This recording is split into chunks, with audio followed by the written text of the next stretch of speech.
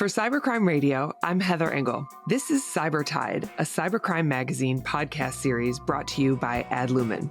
Working to revolutionize the way organizations secure sensitive data, Adlumin finds the newest cracks being exploited and shines a light on correcting the issue in real time with expert guidance. To learn more about our sponsor, visit adlumin.com. That's ADLUMIN.com. I'm talking today with Mark Sangster. Mark is the Vice President and Chief of Strategy at Adlumin. Mark, welcome to the podcast. Hello, Heather. It's always good to be working together. So today we're talking about ransomware, specifically how to spot the signs of a ransomware attack and minimize the damage. So can you start just by telling us how ransomware has changed in the last few years? It's not just encrypting and denying access to data anymore.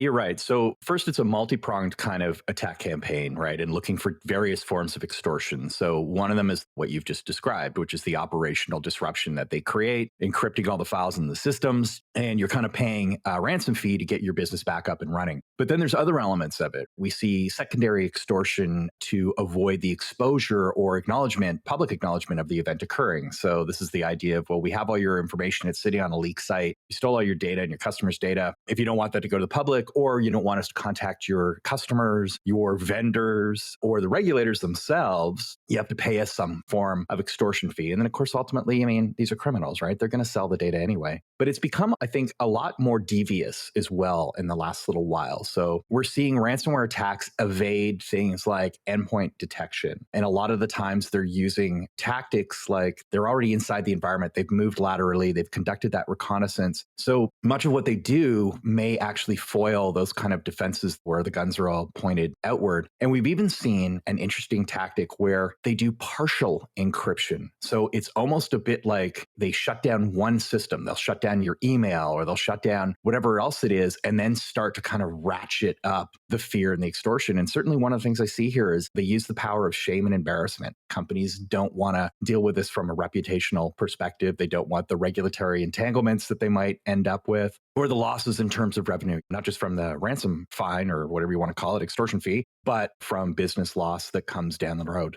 So given how sophisticated these attacks can be, you use the word devious, what are some of the early warning signs? I talk about this all the time, that even when sophisticated actors, so whether these are very advanced kind of ransomware as a service types of groups like BN Lian or Medusa or Black Cat Alpha 5, at the end of the day, they still use some pretty simplistic, old, reliable, faithful kind of tools, right? So it's things like compromising accounts. We see MFA bypass is one of the tactics they're using lately. So they use a tool called Evil Jinx that effectively allows you to customize phishing lures for the type of industry or target you're going after. It has its own server. It collects not only your credentials, but forwards them on to whatever the authentication service like Microsoft Azure or Google. And then it captures the token. So you're not necessarily going to see that happening early on, but that's given them access to the environment. But when they do, we see signs like impossible travel. How is this account in two geographic places that one couldn't get to unless they could teleport? We see signs of lateral movement, new accounts being created, account privileges being escalated, and changes in behavioral patterns, right? So the way that users, devices, et cetera, are connecting to other devices and systems within your environment. So they're all kind of precursors. And in fact, even when it gets to the encryption stage, there's kind of this early moment where they do a bit of like testing. They'll encrypt a few files just to make sure that the algorithms are working. And when they do that, you have entropy over time, right? That's a big fancy way of saying effectively the files change dramatically in a very short period of time. And that you can kind of characterize, or you can create a profile that says, yeah, that's probably ransomware. And so, if you can kill it at the first file, one file or a couple of files on one device in one folder get encrypted, and that's it. And to me, that's a pretty good day when you face off against, some of these pretty advanced and determined threat actors. Those are some great examples of warning signs that would be fairly easy to spot if you had the right tools. What are some of the tools that can help minimize the impact and identify these things before they get too far into your network? I was just having this conversation with a company yesterday, right? And we were talking about how do you sometimes deal with the kind of defeatist approach when it comes to some of the security tools? Like, Mark, you just described to Heather about MFA bypass. So why should I bother with multi-factor authentication? Well, the reason you want these security controls in place, right? None of us are going to leave our houses unlocked at night or leave our cars in our driveways unlocked. We still lock them, yet cars get stolen. And we're doing it to minimize the risk. But more importantly, from my perspective, it gives you the opportunity to detect those early warning signs. So if you are tracking logins, remote logins, if you're looking at multi-factor authentication, so you're seeing, potentially MFA failed authentications, if you're monitoring your network and you're using things like UEBA, so that's user and entity behavior analytics, that kind of creates a third dimension between all of those flat devices and starts to say, okay, Mark is connected to this laptop and he connects to these services at a certain time of day. His profile of network activity looks like X. And suddenly that starts to go out of band a little bit. You're getting spikes in the curves. That starts to tell you that likely my account's been taken over, right? Somebody's moving around and doing other things. So if you have those systems in place, then you can do that. So it is things like obviously those core perimeter defenses I just talked about, but endpoint detection and response. Being able to monitor, so having like a SIM or an XDR platform, extended detection and response platform, that can look at all the elements in your environment, plus all the users and accounts, plus their privileges, and understand who's in the zoo and what they should be doing, that starts to give you an idea of what normal looks like. And then you start to detect those anomalies. And that's sort of the point, right? Like I said, this is catch it early. It's like cleaning up spilled milk. I will clean up spilled milk all day long, because when you don't, that's what turns into these bad public events where they cripple the organization. And now they're in that sort of defensive mode of like, what do we do? Are we going to pay the ransom? And I can tell you firsthand, these things don't clean up quickly. There is no light switch you flip. We're talking months, if not years, to recover. And sometimes it's extremely costly. One manufacturing firm I know was shut down. They paid a $4.5 million ransom. I think 18 months on, they're still not fully recovered. And it turned out the company was acquired by a larger player in the space, and they lost about 50 to 60 million off the enterprise value when the due diligence discovered this breach. Yeah, and I can imagine too, we're seeing in the news now some cases of companies that have paid the ransom. They didn't get the decryption key or whatever they were negotiating for, and now they're being hit again with another ransomware demand. So it seems like it's never ending if you find yourself in that situation. They're more than happy to kick you while you're down. And I've been doing a lot of research on a second book. And some of what I've been doing is interviewing people who are in the Ukraine and Eastern Europe that are dealing with the Russian invasion there. And they talk about this. They talk about how an IT person there, first of all, kind of post-Soviet era, Eastern Bloc, Russia, and so on, they put a lot of focus in their educational curriculum onto engineering and mathematics. And they are extremely strong. And I would easily argue that they are far better than we are in the Western world when it comes to those kind of focuses. And so these people come out, so they have a large pool of capable talent. And then the other thing is, these people can make 10 to 15 times what they would make in a regular IT job being a cyber criminal. So they're kind of motivated. There's a lot of cultural stuff there that's been going on a long time, that we talk about the American dream and they talk about Mother Russia. And I'm not trying to make it too political, but the reality is we all live within an ideology that we probably don't consciously recognize on a day-to-day basis when we're making these decisions. So they are highly motivated to do it. And when it comes to the kind of re-ransoming or,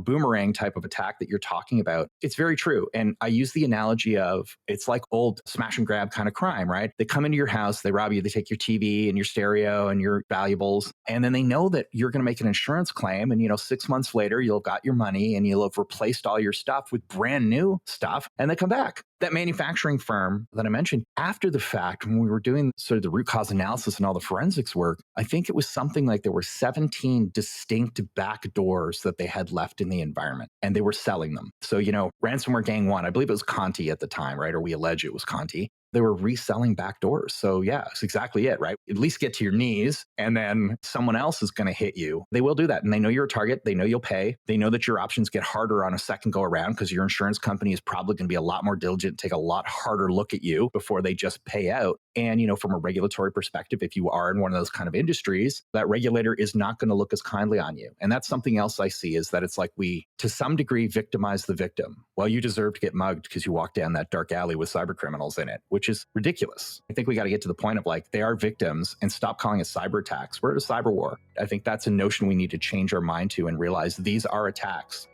We'll be right back after a quick word from our sponsor. Adlumin Inc. provides enterprise-grade security to mid-market organizations. Its security operations platform and managed detection and response services combines all your data into one view to illuminate security risks and accelerate security workflows. Security teams are often stretched thin and are faced with increasing threats to respond to, like ransomware and data theft. Adlumin's patented technology simplifies these challenges by providing organizations with machine learning detection and automated response capabilities to halt threats quickly. The platform also includes threat hunting, automated incident response, vulnerability management, honeypots, darknet exposure monitoring, compliance reporting and monitoring, and more. Join the conversation and see how Adlumin can enhance your security program without increasing your workload. Visit adlumin.com. And now, back to the podcast. Okay, so you mentioned a lot of tools that an organization could potentially use, both for detecting attacks and, if we're honest, trying to clean up from a ransomware attack. Those tools can be very helpful. How does an organization know what tool, or probably more appropriately, what tool stack is right for them? How do we know what to look for? What are some of the things that I want to make sure that I have in my environment? And does that vary by industry?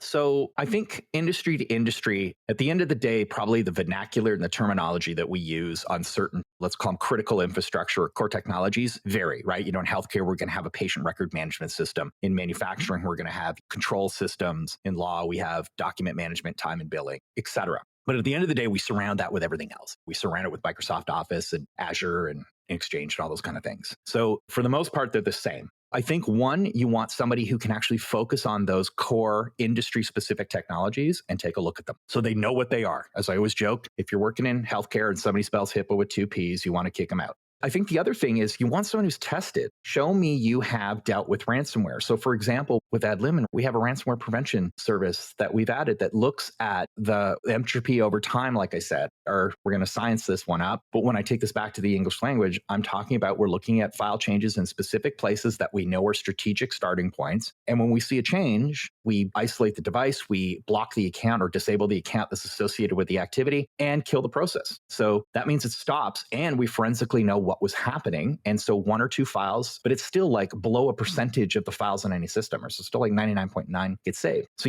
I'd be looking at a vendor that's gone up against these companies, that knows who they were, that can describe in detail what happened, because I see a lot of, as you know, just so much hyperbole in cybersecurity. And as soon as somebody comes up with a clever story or a new kind of take on the situation, everyone else jumps on it and they all claim the same thing. So I think it's like, as I always say, if you are new going into combat, do you want to go in with the veteran who knows what it's like and knows what to do? Or do you want to go in with a whole bunch of fresh-faced people who are equally as terrified as you are? And that's the point. If you're reaching out to experts, they better be experts and they better have done it. Unfortunately, I think in security, the certifications are important. Knowing the terminology, being able to walk your way around a network and understand what all the elements are is important. But those are just instrumental things. The intrinsic is, have you seen it before? Would you recognize the signs of it early? And can you do something about it? Well, Mark, this has been really eye-opening, I think, for a lot of our listeners as far as the signs to look for, things to stop. Is there anything else that you'd like to add? Real quick, when I talked about these sophisticated groups, these ransomware as a service groups, nation states, et cetera, often people kind of disconnect because they say, well, I'm a small hospital in the Midwest and no one knows I exist, or I have nothing worth stealing. And the reality is that these ransomware groups, these nation state actors, they don't discriminate by size. They don't discriminate by zip code. You're all fair game because, at the end of the day, it's just like any business, right? They're going to land some whales and hit a big company and get a $5 million ransom. But in other cases, they're happy to take $150,000 or $200,000 or whatever it might be. And so you are equally a target. In fact, if you look at the insurance data, when it comes to claims that are made, those small to mid-sized companies, they're the ones that actually suffer the brunt of these attacks. It's not the big ones that we hear about or read about in the media. Mark, thanks so much for being on the podcast. You're very welcome. For Cybercrime Radio, I'm Heather Engel. Cybertide is a cybercrime magazine podcast series brought to you by Adlumin. Working to revolutionize the way organizations secure sensitive data, Adlumin finds the newest cracks being exploited and shines a light on correcting the issue in real time with expert guidance. To learn more about our sponsor, visit adlumin.com. That's ADLUMIN.com.